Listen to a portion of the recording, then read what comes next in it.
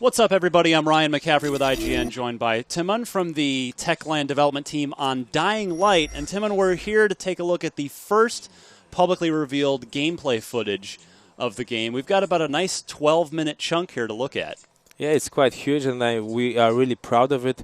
It's like what we've been working on for a year and a half now, so it is something. I hope people will enjoy it. So the basic idea, now I was lucky enough to play this at E3, and it was one of my favorite things at the show, largely because, as loyal IGN fans know, I'm a huge Mirror's Edge fan, and this game has definitely some Mirror's Edge flavor to it, with obviously mixing in maybe a little Left 4 Dead, but certainly also some of your own games as well, some Dead Island. So the parkour moves, we refer to them as natural movement, and this is something that really started the whole Dying Light project, because when we were able to pull it off, and we were able to pull it off in first person, we just felt that it is something great, and hope you like it.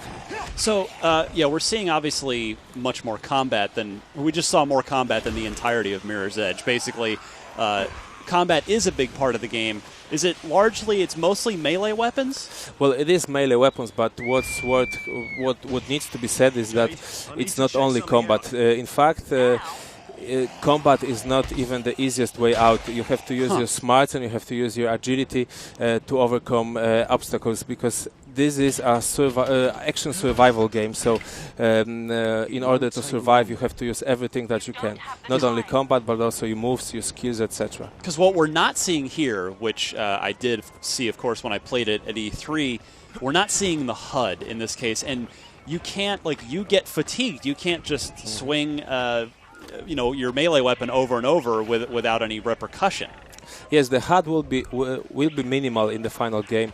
We work on it to be as minimal as possible, but of course there will be HUD, and it shows that when you swing a weapon, you use some of your stamina, and if you swing a harder weapon, then the stamina loss is greater. So you have to consider if it's the best way to go out fighting, but not only because of the stamina, but also because you have to use your supplies wisely, and also because you have to be aware of your surroundings, and maybe there are some other options that can make you proceed better and faster and with less risk. Now, I saw this exact part at E3. We burst into that door. There was a child's chalk scrawl drawing on the door. There's a survivor in here, in fact, right in this cabin. Yes, this is an optional open world side mission, yes, right? Yes, it is something which we call encounters. These encounters are generated dynamically, and this is something that you can, but you don't have to do. So if you hear someone screaming, you can rush to help. In this case, it's a little girl, but it's not always a little girl. In fact, we have a few dozen of these encounters, and each of them varies, so have some different variations. So really, it's like hundreds of them. So is the reward here just a little bit of side story for finding these children and these survivors, or is there a tangible reward, like maybe a good weapon might be in here or something like that? Well, I think it's a little side story. There's always some kind of reward. You get extra XP. You improve your status level or your reputation level. Okay. So this gives you access to other quests, etc., etc. Now we are seeing a lot of zombies on screen. This game is coming to PC, Xbox One, PlayStation 4, and are there current gen versions as well? Yes, current gen as well. So it's Xbox 360 and PlayStation 3. And you're pulling off all these zombies on the current gen versions as well? Yeah, we try to not to sacrifice any gameplay. Yeah. And because the number of zombies is gameplay, we try not to sacrifice that. And obviously we are looking at the prettiest version of the game now here, whether this is a next-gen platform or high-end PC. We're looking at this is the very pretty version of Dying Light. Now, what's going on here? So we've got our hands up. You're in. That was another human-controlled area. There are some other factions in the game, and not all of these factions are friendly. So this is another opportunity for you to decide if you want to engage or if you just want to back out and maybe proceed somewhere else. And a big part of it, the reason that they're there and they are an antagonist to you, is there are supply drops that come in, right? Yeah, the city is closed under quarantine, so everyone is doing everything they can to survive in this quarantine, and there's some outside, say, faction, military or government that supplies people living in the quarantine and helps them with medikits, medicine, food, etc. And you have to race to get to those before the rival factions get to them. Yes. Now, what happens if you can't get to them? Do you fail the mission, need to start over, or does the game continue but you lose energy from not having food, or how does that work? You never have to start over in our game. Yeah. So if you don't manage to be there first, you just find that the airdrop has been taken, so it's an empty case. Or maybe you will find some people there. Maybe you will have to fight with them. Maybe you will want to barter with them. So there are many options. Interesting. Now we're seeing a custom weapon here. Can you tell us about the weapon system in the game? There is a crafting system. We're not talking about the crafting system that much at the moment, but you will be able to craft weapons and to make them more impactful. Okay, this electrified machete. Now, who is this giant zombie mutant chasing us? Well, it is someone we call them demolishers, and it's just one of our enemy types. But as you could see, he threw the car at other zombies, so there are lots of emergent moments like that in our gameplay. Running definitely seemed like the best choice there. Boy, there is...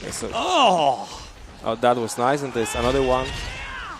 Very so that nice was a charge-up attack where you did that 360 spin? Yes. So this is an example of our active skills. Players will be able to gain those skills during the game, and they'll be able to use them. So is that that was a fire burning in the distance? Now I know we're trying to get to the supply drop here. Yes, you have to look for the flare. So it's there. There it is. Yes, exactly. Now the game changes a lot. Now see, we're getting the late afternoon low sunlight. The game changes a lot once nighttime sets in, yes? Night is a real game changer. In fact, it's nearly like having two games in one. When the night starts, the tables turn, and you get completely different experience. You have to hide from the zombies. You have to be aware of your surroundings. You have to be focused all the time because each mistake can be lethal. So would you say that? Oh, and now as it's turning tonight, would you say that kind of speed it up, so it's not like that in final game. That right. It happens so fast. Does it become more of a defensive stealth game at night and more of an offensive game during the day? Well, you could say that, but it's not really like that. We give you as many options during the night as we give you during the day. So you can choose to be sneaky, you can choose to be quick, or you can choose to fight. But fighting is way harder during the night. Now, so is Mirror's Edge an inspiration from this game? Sort of, where did the game come from? Because this is definitely not your average everyday open world game, average everyday zombie game, or average everyday first-person game. So when we started this, we wanted to create something unique, and we started with a question: what would we really do in a scenario like this? What would we do in a situation like this? And one of the answers was that we would try to avoid contact, and if you would try to avoid contact with zombies, we would maybe try to climb on buildings, jump through roofs. So that's where the whole natural movement things comes from. So we've reached one of the supply drops here, and you've had to fight through it. We saw some the zombie, the sort of little bit of X-ray vision. That meant you were breaking some bones there. Yes, it shows you that you broke a zombie's hand or leg. So it changes the behavior, and they are not able to hit you with that arm, or they're slower when their leg is broken. So it's just showing you what you've done to the enemy. Now this... So this is something which we call night sense, and you can use this to find... So you can use this to find the enemies in the game world. So you'll see in a moment that when the when the hero uses his night sense, he will see this red glow.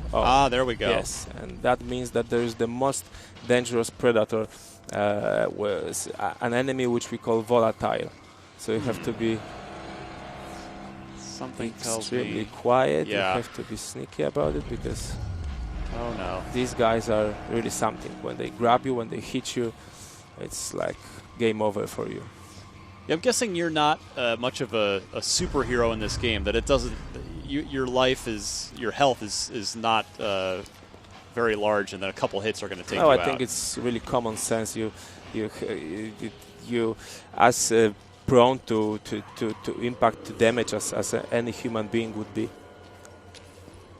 Still sneaking around, doing well so far here. And yeah, I remember this from E3, and my heart was pounding as I was playing this.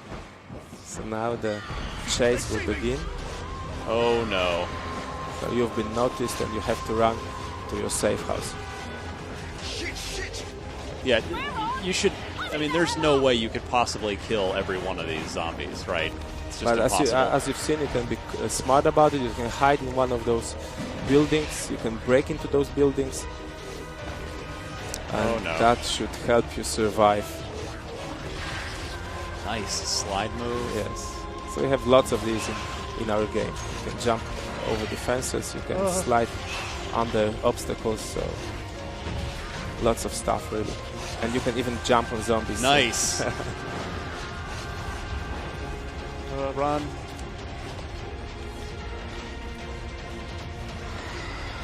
The flashlight helps you to navigate. Oh, and here's your safe house. Whew. Bam. Oh. So it always happens. Dying Light is out when? In 2014? It's 2014, yes. Just sometime in 2014. Yes, that's all we're revealing right now. Timon, thank you very much. That is Dying Light for any favorite platform you might have. For more on Dying Light, you're already in the right place. IGN.